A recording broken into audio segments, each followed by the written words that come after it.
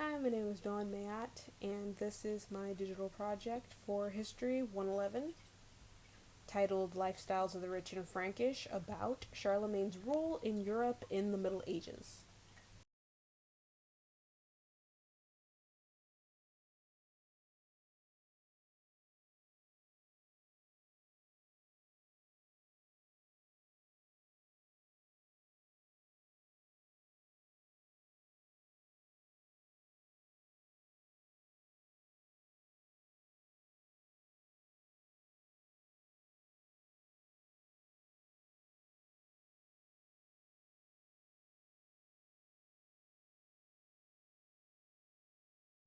We're going to be discussing, in a kind of cause and effect way, the good, the bad, and the ugly of Charlemagne's rule.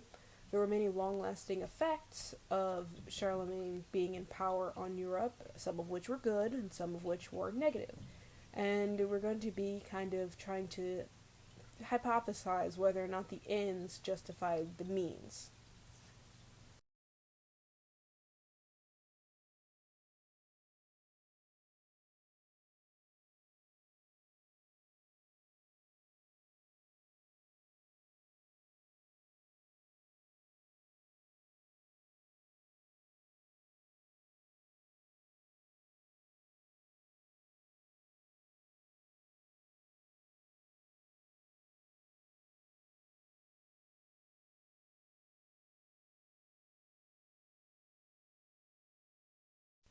Here we see some pictures of Charles the Great. That is Charlemagne's given name. He was born as Charles, named after his grandfather, and Charlemagne means Charles the Great.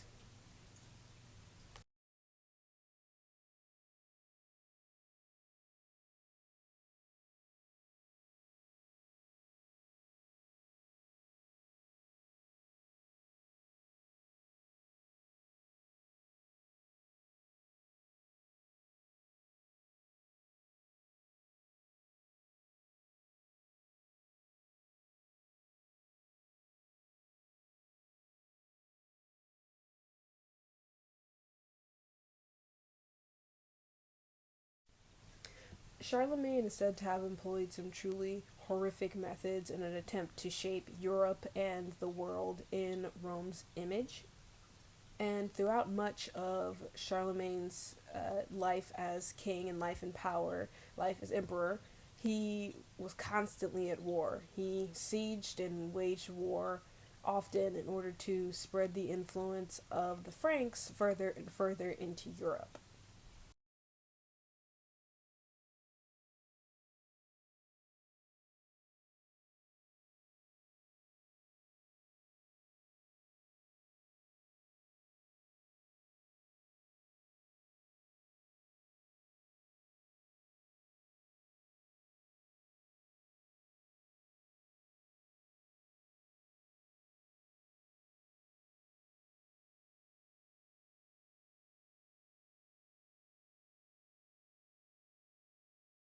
So let's go ahead and look at some of those positive influences of Charlemagne's rule on Europe and of the Western world.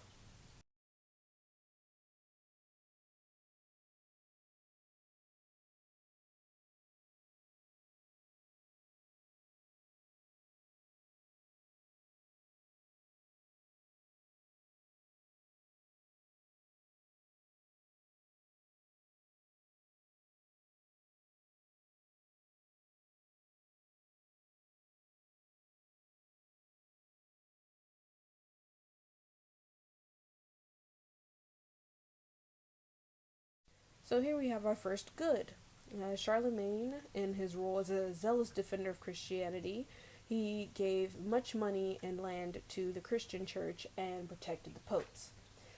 Charlemagne was actively involved in the church. He created very many church reforms. He strengthened the structure and improved the basic tenets of the faith. He was very actively involved in kind of shaping Christianity and how it was allowed to be taught to others, and the way that it was recorded in literature. and he caused a flourish of liturgical music throughout Western Europe. He's a very big fan of church music and promoted the active spread of church music through Western Europe.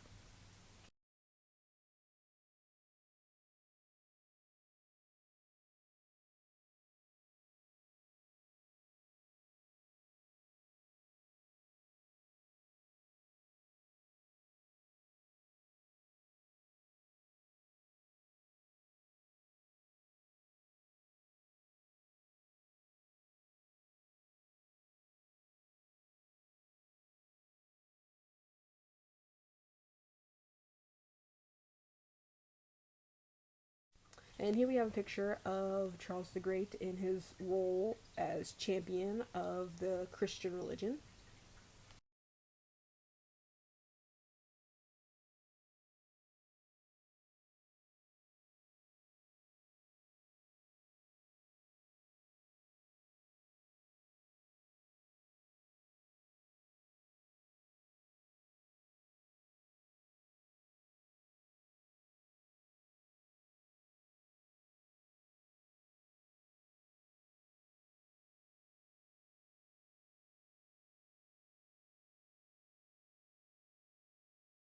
Here we have our second good.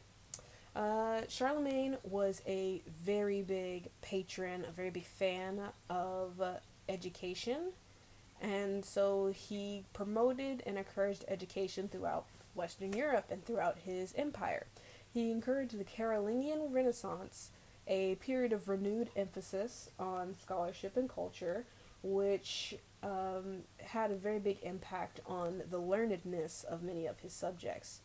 He was one of the few rulers that realized that an educated court was a helpful court and made sure that all of his family members, as well as himself and his court, were all educated. Made sure everyone could read and write, basically.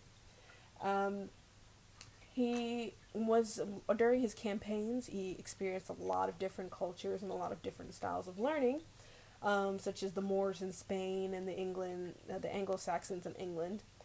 And he adapted some of their learning styles, brought them back home, and tried to spread the learnedness that he found in those other cultures as well, which is very progressive of him.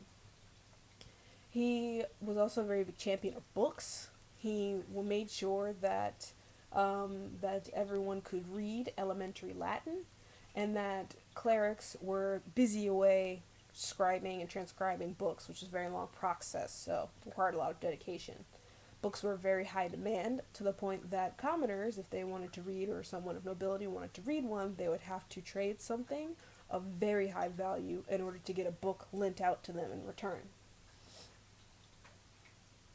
Charlemagne, while we're under the subject of him being learned himself, while he did learn very late in his life to write and therefore was not incredibly successful at it, he ordered himself be educated by or he studied rather under Peter of Pisa, Alukin, and Einhard, like the top three scholars that he could find in order to train him to read and write and mathematics and the basic tenets of education.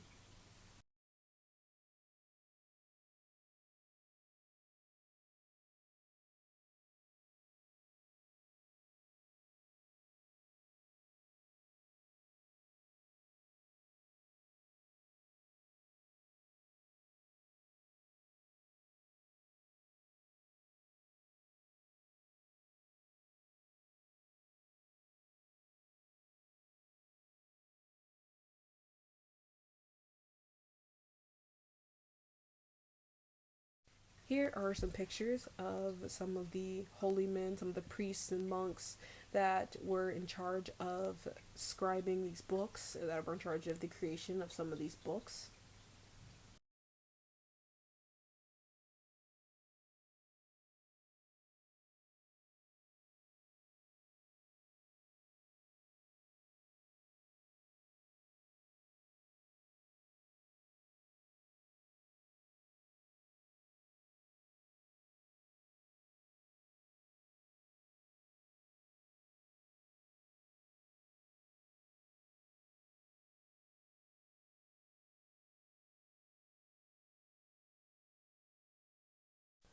On the subject of reforms, Charles the Great also instituted economic and literary reforms.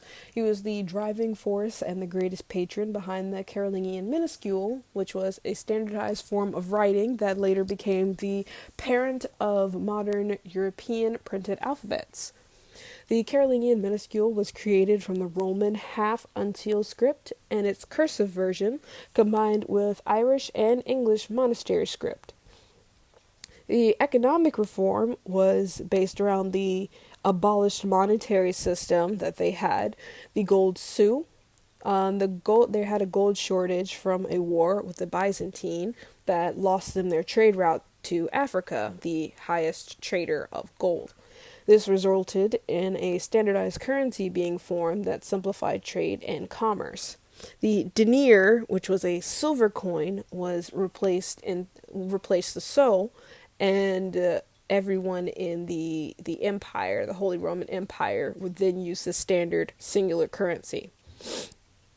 He also instituted principles for accounting and rules for income and expense reporting that hadn't previously existed nor been as standardized. They now had a common way to report all of these things. He performed several microeconomic reforms as well, such as direct control of prices and levies on goods and commodities.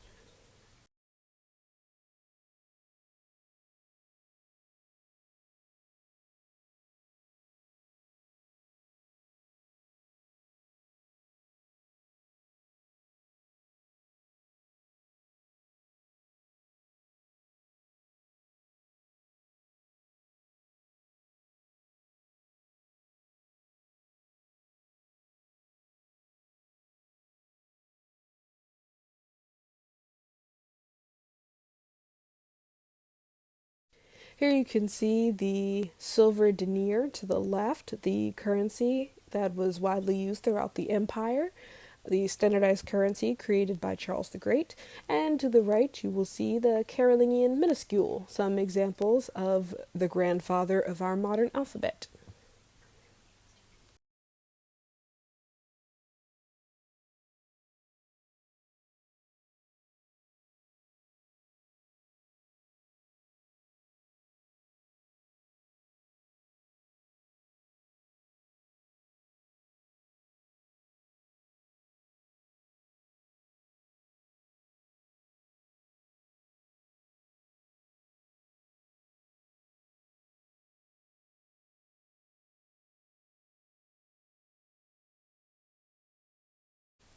Charlemagne unified an impressive chunk of the continent during his lifetime.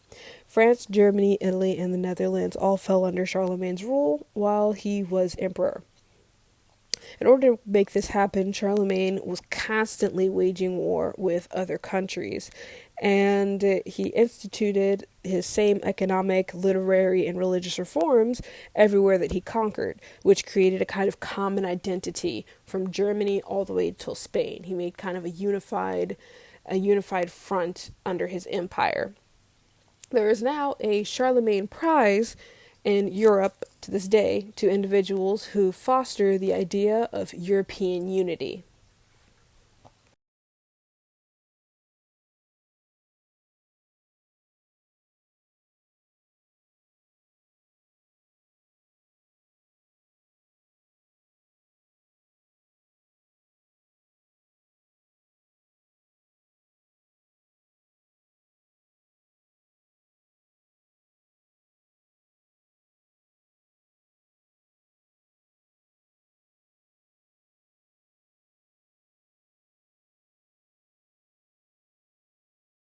Here is an image of some different titles that nobility were allowed to have under Charlemagne's empire.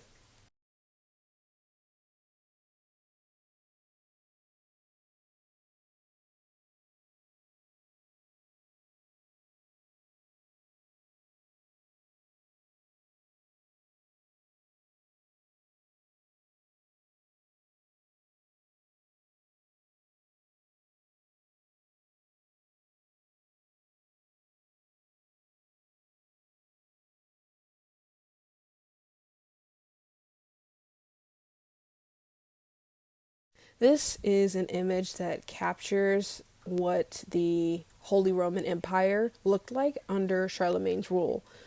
Except that southern Italy was never conquered by Charlemagne, only the top half of Italy was ever added to the Holy Roman Empire.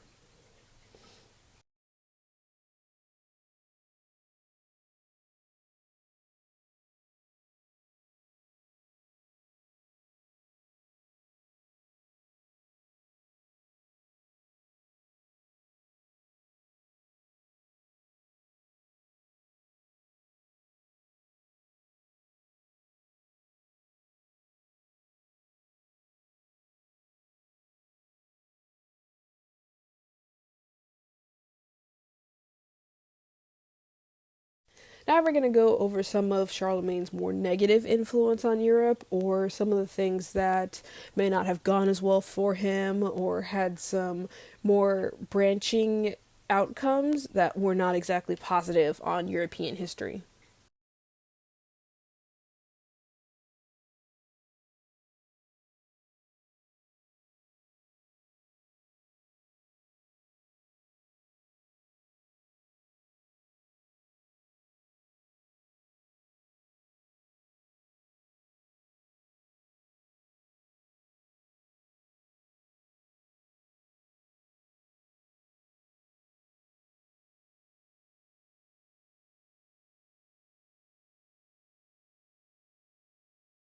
I do not think that the threat of death is the ideal condition that one should switch religions under.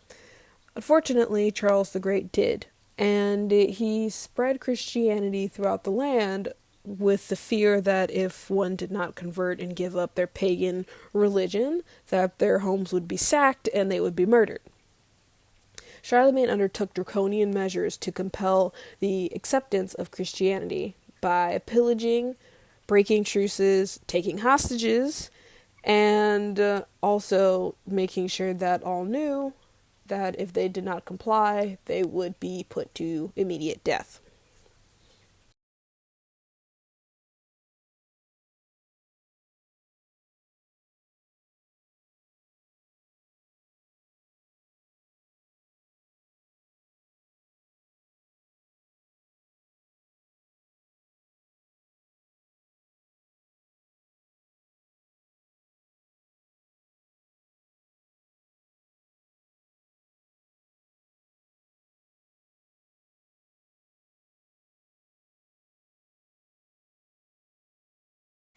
Here are some images of Charles the Great, both on his horse waging into battle, and also some of the depictions of Charles the Great coming to spread his influence by waging war with the inhabitants of certain lands.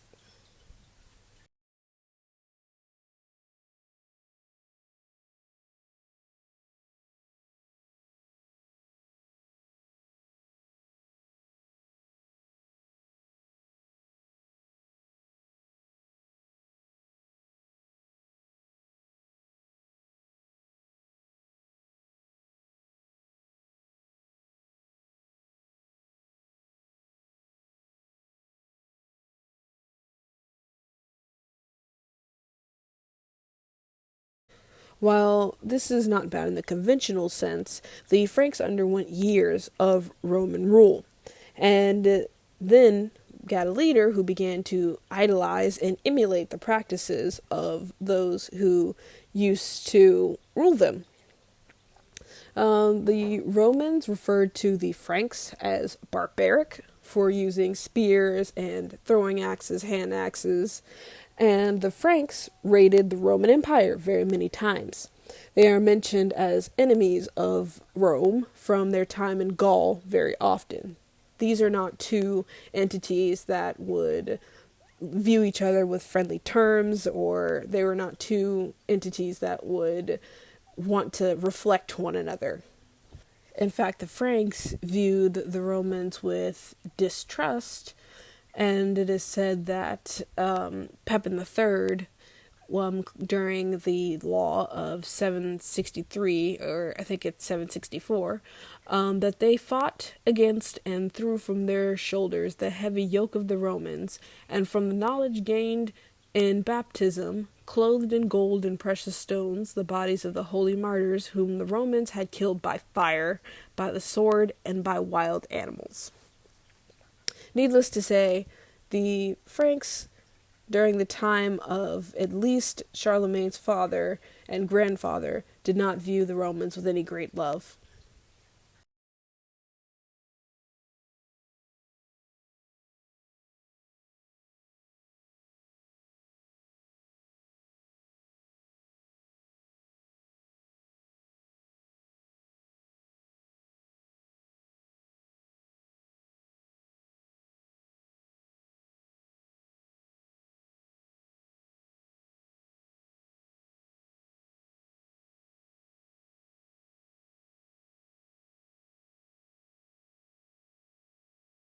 Here are some images of the Franks at Gaul and a map showing Gaul during the time of the Romans' rule.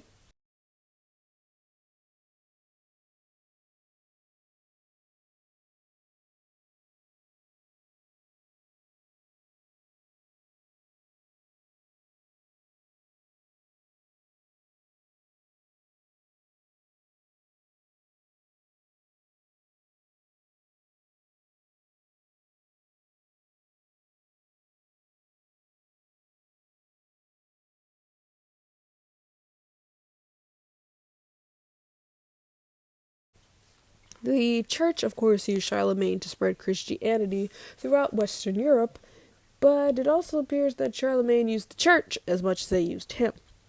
I do not believe that Charlemagne had any real love for Rome, but the idea of divine influence supporting, kind of validating his rule, could be adapted from the Romans. He was kind of securing his power in this way and ensured that the Pope's blessing counted more through using the Romans' influences or by modeling his empire after Rome. And he also made side deals with the church to basically trade his empire as missionaries in exchange for him being continually in power, kind of gave everyone a reason not to question his rule at all.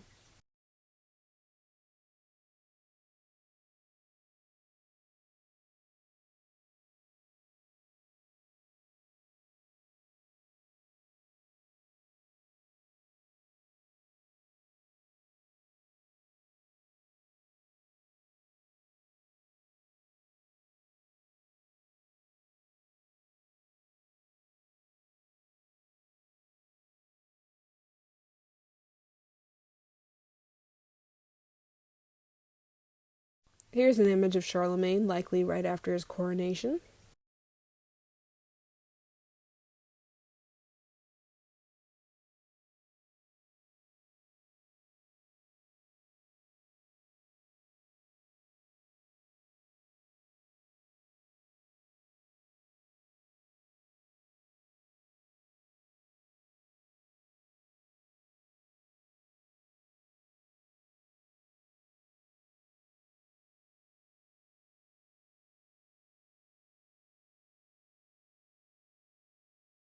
And here we will get into the ugly, some of the most questionable and some of the most horrifying things about Charlemagne's rule as the Holy Roman Emperor.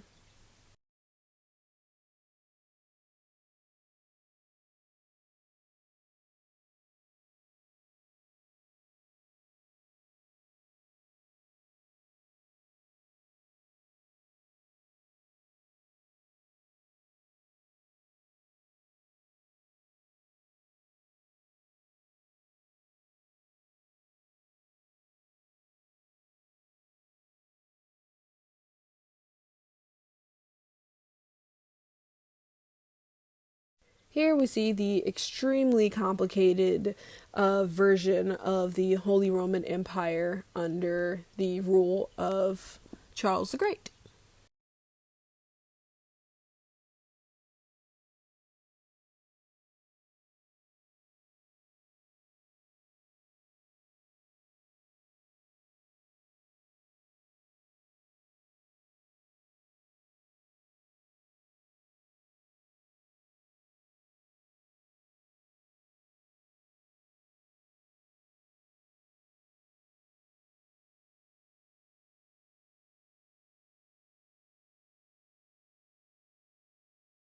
Perhaps the worst that Charles the Great is known for is the massacre of the Saxons. This is actually called the Massacre of Verdun, and it occurred during the Saxon Wars, where Charles ordered the death of 4,500 Saxons in the October of 782. Charles destroyed the Erminisol, an important pagan item, and the head of this rebellion was Widukind, who was the head of the Saxons. He fled to the north and left his men behind, the other men that were part of the rebellion, and all 4,000 men, 4,500 men who followed him were beheaded in Verdun. This led to the creation of the Ordinances of Saxon, which were created in response to this rebellion, noting that any Saxon to avoid baptism would be put to death.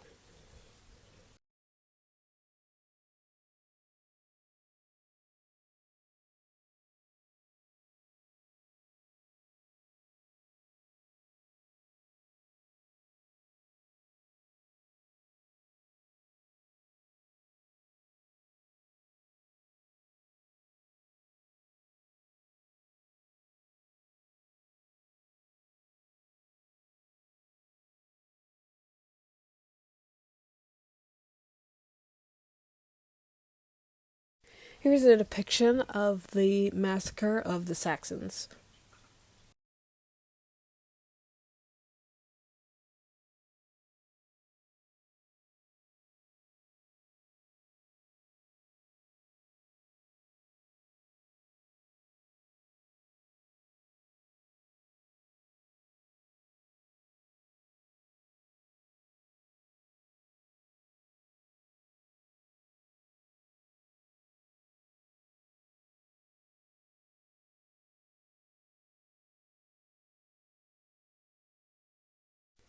So, Carloman is Charlemagne's brother.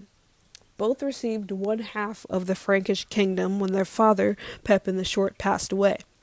Carloman led a series of uprisings against Charlemagne because he did not want his brother to rule half of the kingdom. Charlemagne took a Lombard wife in order to secure an alliance with the Lombards, but then repudiated her, or he, cast her away, in order to take a new wife. This angered the king of the Lombards, the father of Charlemagne's ex-wife, and caused him to nearly make an alliance with Carloman. Unfortunately, Carloman very suddenly died of what were called natural causes. But I believe that Charlemagne knew that Carloman was about to receive some serious allies and decided to take him off of the board. I believe that Carloman's death was at least orchestrated by Charlemagne.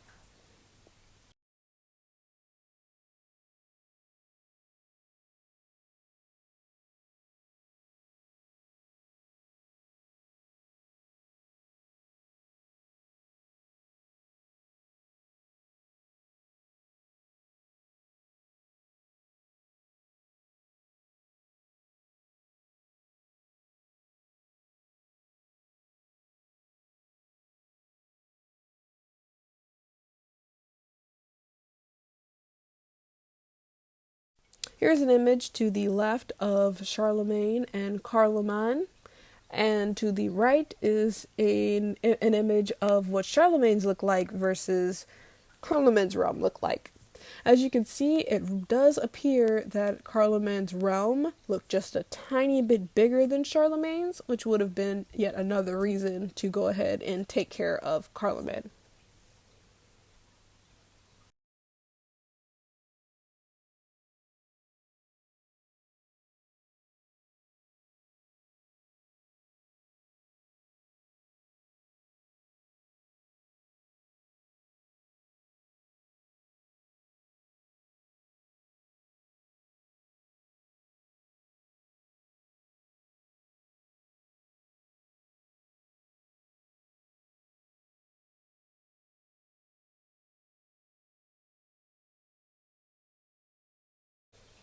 So the Great Schism in Christianity, this was kind of the linchpin that began this division when Charlemagne was crowned as the Holy Roman Emperor while Irene of Athens was still on the throne in the Byzantine Empire.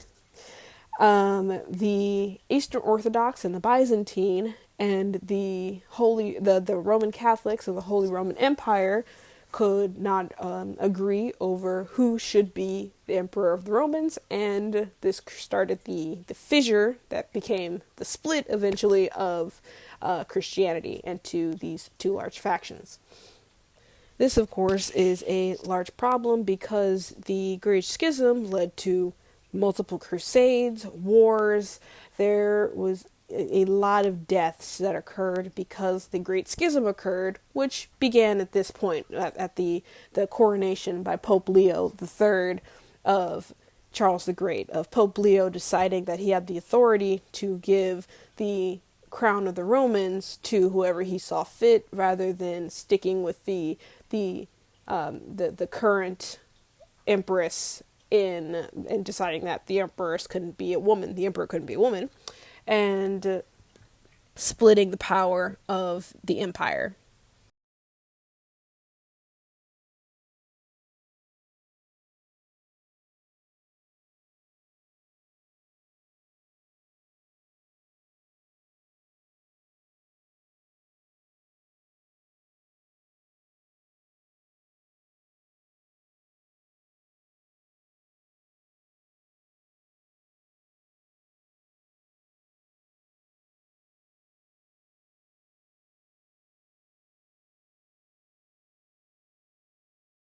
Here's an image of Pope Leo III crowning Charlemagne as emperor.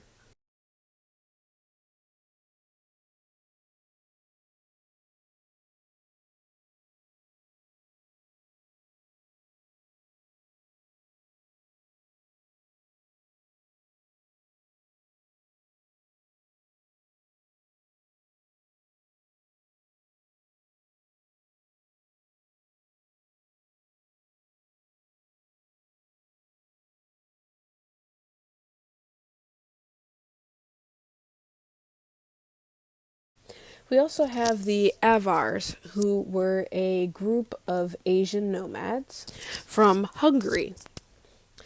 The Avars had their own empire, just kind of like the Huns, but they also, like the Huns, did not have the capacity to rule the large number of their subjects directly. So they had kind of a bunch of a series of small leaders that were the part of different smaller groups that led smaller groups. These leaders ended up in the midst of a civil war with each other, which left them very weak when Charlemagne came to take over. The Avars offered him, well, what was remaining of them, offered him the remnants of the Avar Empire, and he accepted, and then attacked them anyway. He took all of the Avar treasure, carried it off, and redistributed it amongst his vassals. The Avar Empire officially surrendered in 796 and became ruled by the Franks. And then in 799 CE, the Avars revolted against the Franks, but were crushed immediately. By 803, the Avars had basically dispersed into other peoples and ceased to exist as a singular people. So Charlemagne basically accepted their offering of ruling them, but took over and ended up pushing them into merging with others. They no longer could exist as a people underneath the Franks.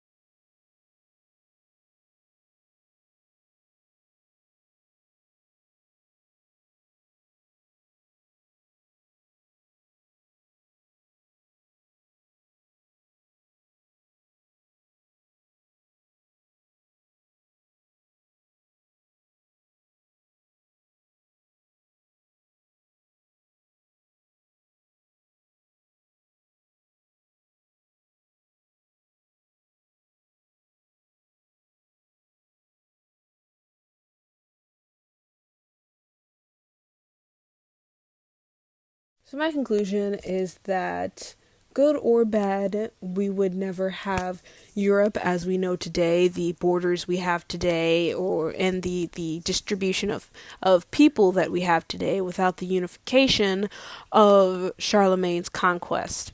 It does make me wonder what Europe would have looked like if Charlemagne had not succeeded in his conquest, or if Carloman had lived to side with the Lombards and possibly overthrown Charlemagne, or if when Charlemagne and Irene the of Athens were discussing, they had discussed possibly marrying. He had sent Irene some gifts of courting, trying to join the thrones that way, and had joined the two empires.